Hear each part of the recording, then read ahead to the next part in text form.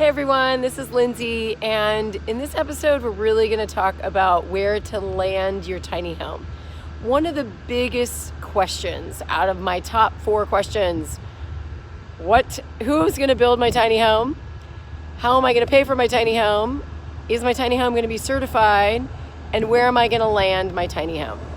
Now, the last question is probably the most popular question that I've received. You know, a lot of people can figure out who's going to build it. Maybe either they do it themselves or a builder builds it, or it's partial build, them and the builder, or they figure out where the money's going to come from. You can get financing. I can provide you financing for your tiny home. And then the certification, I'm a big fan of making sure your home is certified to an NFPA 119.5, also the same code that an RV code is coded to. And your final question, where do I park? Or I call it landing my tiny home. Because really, when you go to the grocery store, you park your car. When you want to land your home, you want to land it for probably a while, a year or more than a year. Okay, so in this scenario, we're here in Coffee Park, Santa Rosa, home of where it got leveled with the fire. Okay, so I'm about to show you these homes in this area, but the one right behind me is for sale. So here's the model. Come into a nice neighborhood. Obviously you can see a lot is vacant over there. That's because every one of these homes you see was not here after the fire. Every one of these got leveled. So this is a brand new home. It's a 3-bedroom, 2-bath. It's got a garage, and that's a key part of it. So there's the garage. And now I'm going to show you the backyard. Here's a fence. Now, I personally would have put in a gate, but anyway, they didn't do that. There's the backyard. Totally unlandscaped.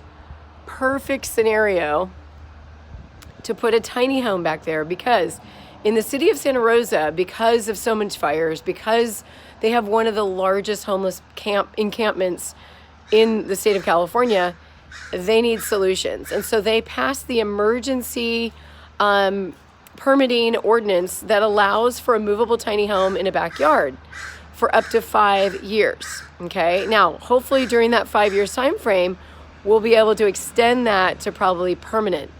Because right now, there's places like City of Fresno, City of San Luis Obispo, and City of Los Angeles who have made movable tiny homes legalized as accessory dwelling units in the backyard. So what that involves, just take you here.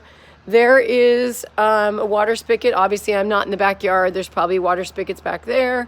There's a gas line, probably an electrical panel somewhere. So it's all about getting utilities to that backyard spot that I just showed you. And one more thing. So we've got this, full-size home. But in Santa Rosa, housing is a major issue, obviously. There's a lot of housing crop that got burned up. There's homes like across the street that are, not built. We don't know what the story is for that. What about putting what they call a Jr Accessory Dwelling Unit attached to a home? So the JDU is what they call it for short, is usually attached. It's like taking over this garage and turning it into a studio apartment. It's got an efficiency kitchen.